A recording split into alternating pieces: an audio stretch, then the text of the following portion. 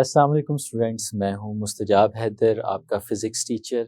हम लोग पढ़ रहे हैं चैप्टर नंबर 11 और इस चैप्टर नंबर 11 में हमने थर्मोडायनामिक्स को डिस्कस किया है। थर्मोडायनामिक्स में हम लोगों ने फर्स्ट लॉ ऑफ थर्मोडायनामिक्स को अपने पहले लेक्चर्स में डिस्कस किया था। आज हम इसकी कंटिन्यूटी में जाएंगे और हीट इंजन को बेस बनाते हुए सेकंड लॉ ऑफ थर्मोडायनामिक्स को स्टडी करेंगे। तो चलें लाइट बोर्ड की तरफ चलते हैं और आज के लेक्चर का आगाज़ करते हैं। स्टूडेंट्स, हम लोगों ने फर्स्ट लॉ ऑफ थर्मोडायनेमिक्स सीखा था और उसमें हमने देखा था कि जब हीट किसी सिस्टम को प्रोवाइड की जाती है तो उस हीट ने दो काम करने होते हैं। उस हीट का कुछ हिस्सा जो है वो तो उसकी इंटरनल एनर्जी को इंक्रीज़ करने में यूज़ हो जाता है और कुछ हिस्सा उसके वर्क में भी कन्वर्ट हो जाता है। एक चीज़ और भी हम लोगों ने देखी थी। हमने देखा था कि जब हीट प्रोवाइड की जाती है तो हम उस तमाम की तमाम हीट को भी वर्क के अंदर कन्वर्ट कर सकते हैं। अगर हम सर्टेन कंडीशंस प्रोवाइड करें और ऐसा माहौल दें जिस माहौल के अंदर उन सर्कमस्टांसेस के सामने सारी की सारी हीट जो है वो वर्क में कन्वर्ट हो सकती है। ये तो हमें बताया था फर्स्ट लॉ ऑफ थर्मोडायनामिक्स ने। लेकिन वो फर्स्ट लॉ ऑफ थर्मोडायनामिक्स में वो कंडीशंस और वो स्टेट्स जहाँ पे हम सारी की सारी हीट को वर्क में कन्वर्ट कर सकते हैं वो एक्सप्लेन नहीं किए गए थे। जो सेकंड लॉ ऑफ थर्मोडायनामिक्स है, इस लॉ के अंदर बेसिकली हम देखेंगे कि किस तरह से हम ऐसी कंडीशंस या सर्कमस्टांसेस मुहैया कर सकते हैं जिसमें हम हीट को वर्क में कन्वर्ट करते हैं और कैसे क्या ऐसा पॉसिबल है कि हम सारी की सारी हीट को वर्क में कन्वर्ट कर दें या कितनी हीट ऐसी है जो वर्क में कन्वर्ट की जा सकती है। ये चीज़ें जो हैं हमें बताता है सेकंड लॉ ऑफ थर्मोडायनामिक्स। यहाँ पे जो हमारे पास स्टेटमेंट लिखी हुई है हम उस स्टेटमेंट की तरफ आएंगे, लेकिन पहले हम इसको समझेंगे कि किस तरह से सेकंड लॉ ऑफ थर्मोडायनामिक्स को किसी भी इंजन के ऊपर अप्लाई किया जा सकता है और उस इंजन के रिजल्ट से फिर हम वापस आएंगे और इस स्टेटमेंट को जो आपके सामने लिखी हुई है इसे पढ़ेंगे भी और इसे एक्सप्लेन भी करेंगे। तो स्टूडेंट्स, हम लोगों ने सीखा था कि हमारे पास अगर एक इस तरह का सिस्टम हो जिस सिस्टम में एक हॉट बॉडी हमारे पास मौजूद हो, जैसे हम यहाँ पे ड्रॉ करते हैं। ये स्टूडेंट्स हमारे पास एक हॉट बॉडी है या हम इसे कह सकते हैं कि ये एक हाई टेम्परेचर रेजर्वायर है जिसे हम लोग HTR का नाम देते थे, हाई टेम्परेचर रेजर्वायर। ये एक ऐसी बॉडी है स्टूडेंट्स जिसके पास एक्सेस अमाउंट ऑफ हीट मौजूद है। हम अगर कोई भी वर्किंग सब्सटेंस लेते हैं तो वो वर्किंग सब्सटेंस यहाँ से हीट को एब्जॉर्ब कर सकते हैं। फिर स्टूडेंट्स इसके बाद क्या था, एक पैसेज है हमारे पास, एक रास्ता है जिस रास्ते पे हमारा वर्किंग सब्सटेंस मूव करके आगे की तरफ जा सकते हैं।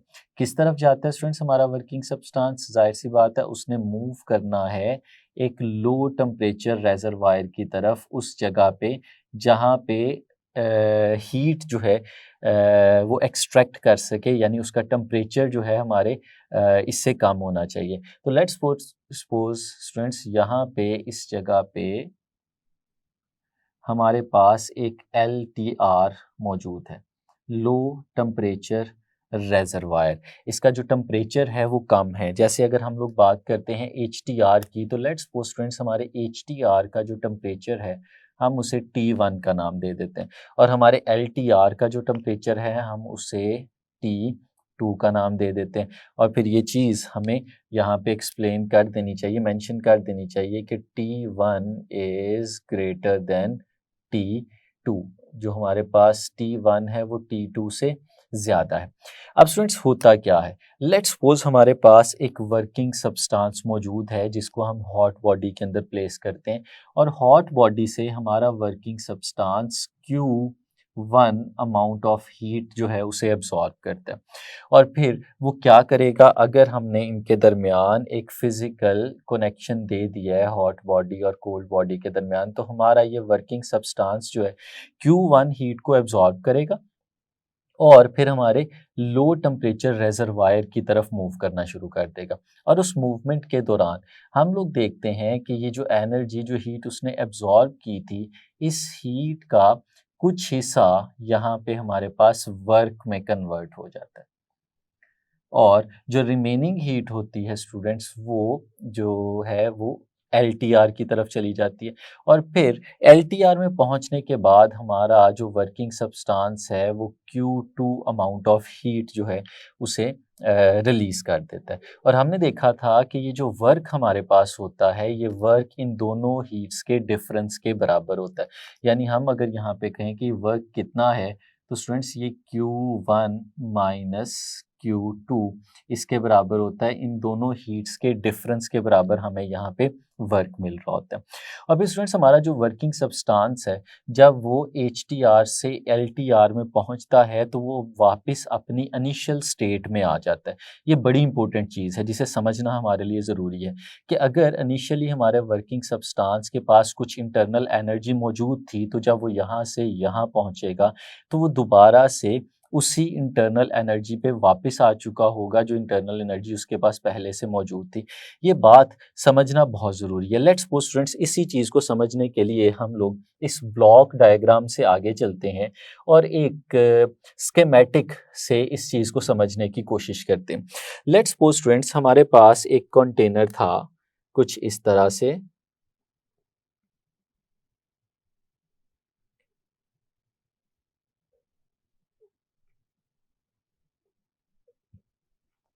और स्टूडेंट्स इस कंटेनर के नीचे यहाँ पे हमारे पास मौजूद था एक सोर्स ऑफ हीट जिसे हम लोग HTR का नाम दे रहे हैं। यानी यहाँ से हीट जो है वो हमारे कंटेनर तक जा सकती है। अब लेट्स सपोज स्टूडेंट्स इसी कंटेनर के आगे हमारे पास एक पैसेज मौजूद था। वो पैसेज मैं यहाँ पे आपके सामने ड्रॉ करके दिखाता हूँ। कुछ इस तरह से स्टूडेंट्स हमारे पास एक पैसेज था जो आगे की तरफ मूव कर सकता है। स्टूडेंट्स कुछ इस तरह से वो पैसेज है और इस पैसेज के दूसरे एंड के ऊपर यहाँ पे स्टूडेंट्स लेट्स सपोज हमारे पास एक और बॉडी मौजूद है और वो बॉडी स्टूडेंट्स कुछ इस तरह से, जैसे हम लोगों ने ये ड्रॉ कर। अब स्टूडेंट्स ये जो बॉडी हमें यहाँ पे नज़र आ रही है अगर हम इसकी बात करें तो ये इसकी जो साइड्स हैं और जो इसका बॉटम है ये सारे का सारा कनेक्टेड है एक ऐसी बॉडी के साथ जिसे हम लोग नाम दे सकते हैं LTR। यानी ये एक लो टेम्परेचर रेजरवायर है। इसका टेम्परेचर हमारे इस वर्किंग जो HTR है उसकी निस्बत काफ़ी कम होगा। और फिर स्टूडेंट्स यहाँ से एक पैसेज और भी अवेलेबल है और वो पैसेज कनेक्ट करता है इसको हमारे इस जगह के साथ। और फिर स्टूडेंट्स अगर हम इसको यहाँ पे देखें तो लेट्स सपोज ये जो हमें नीचे रीजन नज़र आ रहा है इस रीजन में हमारे पास एक वर्किंग सब्सटेंस मौजूद है। Let's suppose that working substance is here in the form of a liquid, जैसे हम इसे कह सकते हैं कि ये हमारे पास यहाँ पे वाटर इस वक्त मौजूद है और इस वाटर के पास कुछ ना कुछ इंटरनल एनर्जी इस वक्त मौजूद है। उस इंटरनल एनर्जी को स्टूडेंट्स हम लोग नाम दे देते हैं U का। और स्टूडेंट्स अगर हम इन दोनों को आपस में कनेक्ट करते हैं तो जितना वाटर का लेवल यहाँ पे है हमारे पास उतना ही वाटर का लेवल तकरीबन इस जगह पे भी मौजूद होगा। इसका मतलब है इन दोनों जगह पे इस वक्त हमारे पास HTR और LTR ये दोनों अपनी वर्किंग नहीं कर रहे। मतलब अगर आप HTR की बात करें ये रेफ्रिजरेशन का काम करता है, टेम्परेचर कम करने का काम करता है तो हमने उसे ऑफ किया हुआ है। यहाँ पे HTR की बात करें तो ये हीट सप्लाई करने का काम करता है तो हमने इसे भी ऑफ किया हुआ है। अब ये दोनों बॉडीज़ इस वक्त एक्टिव नहीं है, HTR और LTR दोनों इनएक्टिव हैं। तो स्टूडेंट्स जो टेम्परेचर हमारा वाटर का यहाँ पे होगा वही यहाँ पे होगा। इसका मतलब है जो इंटरनल एनर्जी वाटर के पास यहाँ पे मौजूद है वही इंटरनल एनर्जी यहाँ पे मौजूद है, क्योंकि हमें पता है कि इंटरनल एनर्जी ही बेसिकली रिप्रेजेंट करती है टेम्परेचर को, या हम ये कह सकते हैं कि टेम्परेचर जो है वो इंटरनल एनर्जी को रिप्रेजेंट कर रहा होता है। तो लेट्स सपोज स्टूडेंट्स यहाँ पे इस जगह पे और इस जगह पे हमारे पास जो वाटर है उसका टेम्परेचर इस वक्त T है और उसकी जो इंटरनल एनर्जी है उसे हम U का नाम दे देते हैं। यहाँ पे भी उसकी इंटरनल एनर्जी U के पास U है, इतनी अवेलेबल है। अब स्टूडेंट्स हम लोग क्या करते हैं कि ये जो हमें एक पैसेज नज़र आ रहा है इस पैसेज के अंदर इस जगह पे हम एक टरबाइन को प्लेस कर देते हैं। जैसे मैं यहाँ पे आपके सामने ये टरबाइन बना के दिखा रहा हूँ। लेट्स सपोज स्टूडेंट्स, इस तरह से हमारे पास यहाँ पे एक टरबाइन मौजूद है कि जब इसके ऊपर कोई चीज़ स्ट्राइक करे तो ये रोटेट करने की एबिलिटी रखती है, ये कुछ इस तरह से घूम सकती है, ये रोटेट कर सकती है। अब स्टूडेंट्स क्या करते हैं, हम HTR और LTR को एक्टिव करते हैं। किस तरह से कि स्टूडेंट्स ये हमारे पास जो बॉडी है, यहाँ से कुछ हीट निकलती है और हमारे वर्किंग सब्सटेंस यानी वाटर में वो पहुँचना शुरू हो जाती है। जब वो वाटर में पहुँचेगी तो वो वाटर उस हीट को एब्जॉर्ब करेगा। लेट्स सपोज जो हीट यहाँ से पहुँच रही है वो हीट Q1 के बराबर है। जब वाटर इस हीट को एब्जॉर्ब करेगा तो इसका टेम्परेचर, इसकी इंटरनल एनर्जी इंक्रीज करना शुरू कर देगी। हमारे पास जो HTR यहाँ पे था, इसका अपना टेम्परेचर जो था वो T1 था। अब स्टूडेंट्स वाटर इस हीट को एब्जॉर्ब करेगा और कन्वर्ट होता चला जाएगा स्टीम के अंदर, और जब वो बहुत सारी स्टीम बनेगी तो वो स्टीम यहाँ से हर जगह से मूव करते हुए ऊपर की तरफ जाना शुरू करेगी, क्योंकि वहाँ पे टेम्परेचर रिलेटिवली कम है, और ये आगे की तरफ जाएगी। और हम लोगों ने इसे डायरेक्ट किया हुआ है इस डायरेक्शन में। तो स्टूडेंट्स जब वो इस टरबाइन से टकराएगी तो इस टरबाइन को रोटेट करना शुरू कर देगी, और इस टरबाइन की जो रोटेशन है वो बेसिकली वर्क है। और वो वर्क क्यों हो रहा है, क्योंकि हमारा ये वर्किंग सब्सटेंस जो है वो इधर से एनर्जी लेके इधर लेके आ रहा है। अब स्टूडेंट्स बेसिकली क्या हो रहा होता है कि वो जो हीट एनर्जी है उसको जब इन मॉलिक्यूल्स ने एब्जॉर्ब किया है तो अपनी इंटरनल एनर्जी बढ़ाई है, और इंटरनल एनर्जी बढ़ने का मतलब ये होता है कि उसकी काइनेटिक एनर्जी भी इंक्रीज हो गई है। तो ये काइनेटिक एनर्जी लेके यहाँ पे जा रहे हैं, और जब इससे टकराएंगे और इसे रोटेट करेंगे तो जो पार्टिकल्स हैं उनकी अपनी काइनेटिक एनर्जी कम होना शुरू हो जाती है, और वो जो काइनेटिक एनर्जी कम हो रही है स्टूडेंट्स वो बेसिकली इस वर्क के अंदर कन्वर्ट होती जा रही है। तो स्टूडेंट्स जब मॉलिक्यूल्स यहाँ से आगे जाएंगे स्टीम वाले, तो जितनी एनर्जी, काइनेटिक एनर्जी वो लेके पीछे से आए थे उससे उनकी एनर्जी कम हो चुकी होगी, क्योंकि उसकी एनर्जी का कुछ हिस्सा यहाँ पे वर्क में कन्वर्ट हो गया होगा। और फिर वो जब यहाँ पे पहुँचेंगे तो हमारी HTR LTR या कोल्ड बॉडी के पास आएंगे। अब कोल्ड बॉडी का टेम्परेचर तो पहले से कम है, तो इसका मतलब है कि वो इनके पास मौजूद हीट को अपने अंदर एब्जॉर्ब करना शुरू करेगी। यानी हमारा जो वर्किंग सब्सटेंस है उसमें से स्टूडेंट्स हीट निकलेगी और हमारे LTR के अंदर ये नीचे ये साइड्स पे वो इसे एब्जॉर्ब करना शुरू कर देगा। लेट्स सपोज जो स्टूडेंट्स हीट एब्जॉर्ब यहाँ पे की गई है वो हीट Q2 के बराबर है। तो स्टूडेंट्स यहाँ पे जब वापस आएगा तो समझने वाली चीज़, जो बेसिक कॉन्सेप्ट है वो क्या है कि हीट एब्जॉर्ब करने के बाद हमारा जो वर्किंग सब्सटेंस है उसका टेम्परेचर फिर से वही हो जाएगा जिस टेम्परेचर पे हम लोगों ने उसे स्टार्ट किया था। यानी इनिशियली HTR से हीट लेने से पहले जो हमारे वर्किंग सब्सटेंस यानी वाटर का टेम्परेचर था वो T था, और फिर जब यहाँ पे उसने हीट वापस कर दी, निकाल दी, तो उस वक़्त फिर से उसका जो टेम्परेचर है वो वापस चला जाएगा T के ऊपर। यानी हम लोग कह सकते हैं कि ये एक साइकिल पूरा हुआ, एक ऐसा साइकिल पूरा हुआ जिसमें हमारे पास जो वर्किंग सब्सटेंस था उसने हीट एब्जॉर्ब की और फिर उसने वर्क करने के लिए मूवमेंट की, और फिर जब वापस पहुंचा तो उस जगह पे आ गया जिस जगह पे उसका टेम्परेचर पहले जैसा वापस हो गया। यानी हम लोग इस केस में क्या कह सकते हैं कि जो चेंज इन इंटरनल एनर्जी है यानी डेल्टा U है वो ज़ीरो के बराबर आया।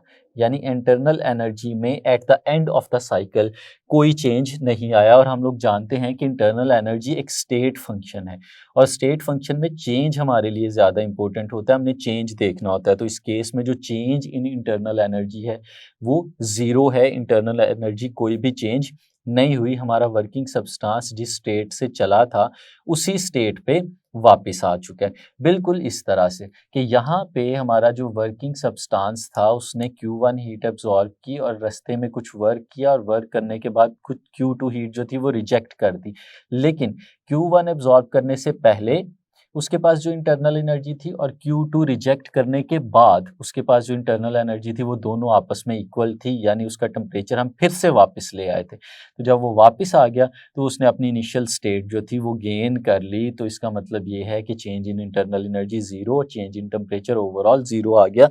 और फिर ये वर्किंग सब्सटेंस यहाँ से इस पैसेज के थ्रू वापस इस HTR पे जा सकता है और यहाँ से फिर हीट एब्जॉर्ब करके इस साइकिल को दोबारा से स्टार्ट कर सकता है।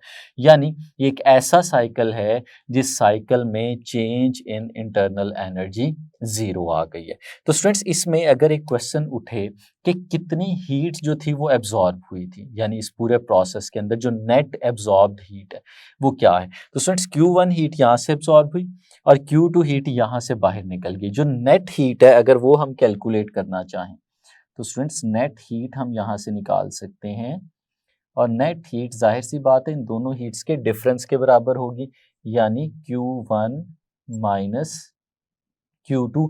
ये स्टूडेंट्स हमारे पास नेट हीट होगी और हम इसे नाम दे सकते हैं Q का।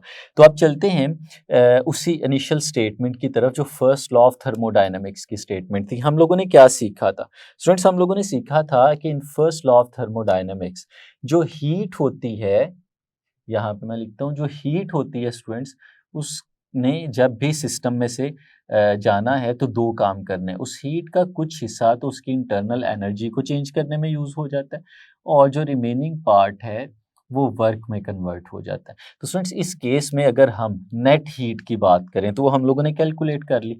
तो इस केस में जो नेट हीट है यानी Q की वैल्यू है वो Q1 माइनस Q2 के बराबर आएगी और डेल्टा यू स्टूडेंट्स इस केस में ज़ीरो हो जाएगा क्योंकि वर्किंग सब्सटेंस की इनिशियल और फाइनल स्टेट सेम है। तो डेल्टा यू की जगह हम लोग यहाँ पे ज़ीरो लगा देंगे और फिर यहाँ पे ये वर्क आ जाएगा। तो स्टूडेंट्स, यहाँ से हम लोग इस वर्क को कुछ ऐसे भी लिख सकते हैं कि work is equal to Q1 minus Q2। ये स्टूडेंट्स हमारे पास वर्क की वैल्यू आ गई।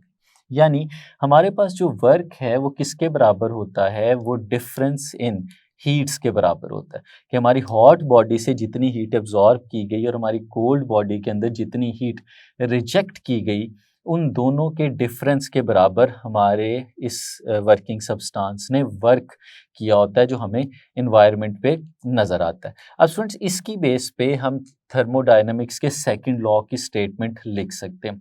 ये स्टेटमेंट जो है वो लॉर्ड केल्विन की लिखी हुई स्टेटमेंट है जो हम यहाँ पे पढ़ने जा रहे हैं। सेकंड लॉ ऑफ थर्मोडायनामिक्स की स्टूडेंट्स बहुत सारी स्टेटमेंट्स हैं, लेकिन ये जो स्टेटमेंट है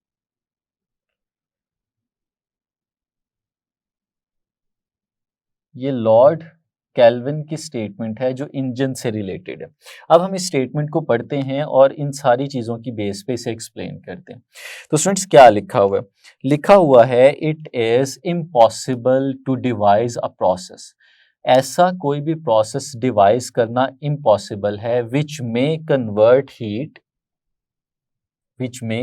heat extracted from a single reservoir, जिसको एक सिंगल रेजरवायर से एक्सट्रैक्ट किया, इंटायरली इनटू वर्क। सारी की सारी हीट जो एक्सट्रैक्ट की गई उसको वर्क में कन्वर्ट कर दिया जाए without leaving any change in the working substance.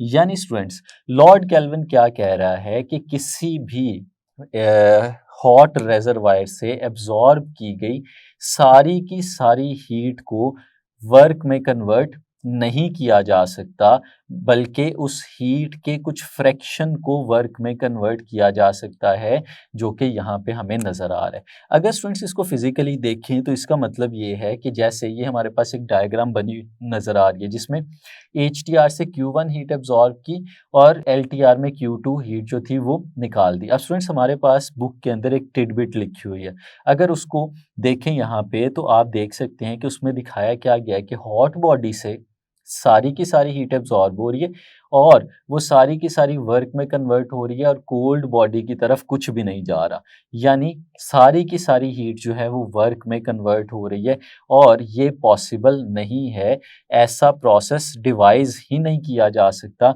जिसमें सारी की सारी हीट को वर्क के अंदर कन्वर्ट कर दिया जाए without rejecting any heat into the cold body. This is the second law of thermodynamics. It is impossible to devise a process which may convert heat extracted from a single reservoir entirely into work without leaving any change in the working substance. तो students, जब भी हमें work लेना है तो उस work में हमें हीट के कुछ अमाउंट को कन्वर्ट करना है।